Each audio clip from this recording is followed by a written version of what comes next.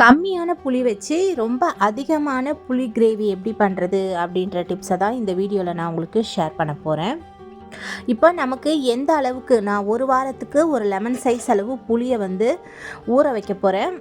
அது பார்த்திங்கன்னா நான் முந்தின நாளே நல்லா ஊற வச்சுட்டேன். இதை நல்லா கழுவிட்டு நைட்டே ஊற வச்சுருங்க. இந்த மாதிரி ஊற வச்சிட்டிங்க அப்படின்னா புளி கிரேவி பார்த்திங்கன்னா உங்களுக்கு நிறைய வரும். நான் உங்களுக்கு கடைசியில் காமிக்கிறேன் பாருங்கள். இது நேற்று ஊற வச்சது. இதை நல்லா கை போட்டு கரைச்சிக்கோங்க. இதில் வெறும் சக்கை மட்டும்தான் வரும். ஆனால் நீங்கள் உடனே கரைச்சி உடனே குழம்புக்கு கரைச்சி வச்சிங்க, புளி கிரேவி ரெடி பண்ணிங்க அப்படின்னா பாதி கரைஞ்சி மிச்சம் வேஸ்ட்டாக தான் போகும். இப்போ புளி விற்கிற விலைக்கு புளியை நம்ம அதிகமான எடுத்து வேஸ்ட் பண்ணவும் முடியாது. எப்போவுமே இந்த மாதிரி ட்ரை பண்ணி பாருங்கள். இந்த கிரேவி நீங்கள் பண்ணி வச்சுக்கிட்டீங்க அப்படின்னா ஒரு வாரம் வரைக்கும் ஃப்ரிட்ஜில் வச்சு ஸ்டோர் பண்ணிக்கலாம். உங்களுக்கு எந்த குவான்டிட்டி எவ்வளோ அளவில் வேணுமோ அந்த அளவு நீங்கள் எடுத்து முந்தின நாள் நைட்டே ஊற வச்சுட்டு மறுநாள் நல்லா கரைச்சி எடுத்துக்கலாம். இங்கே பாருங்கள், வெறும் சக்கை தான் இருக்குது. இந்த மாதிரி நீங்கள் 2-3 தடவை நல்லா தண்ணி போட்டு கரைச்சி வடிகட்டி வச்சுக்கோங்க.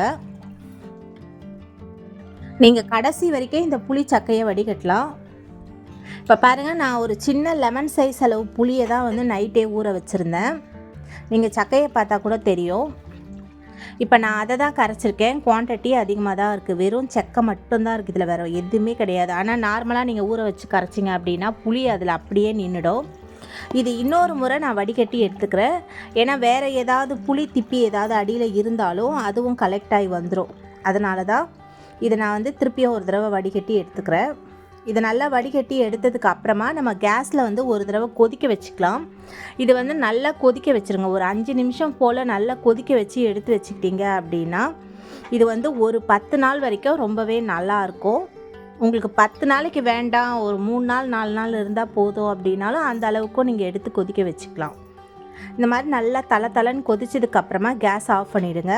இது நல்லா ஆறணும். இதுலேயே பாருங்கள், நான் கொஞ்சம் குழம்புக்கும் எடுத்துக்கிட்டேன். மிச்சம்தான் இது.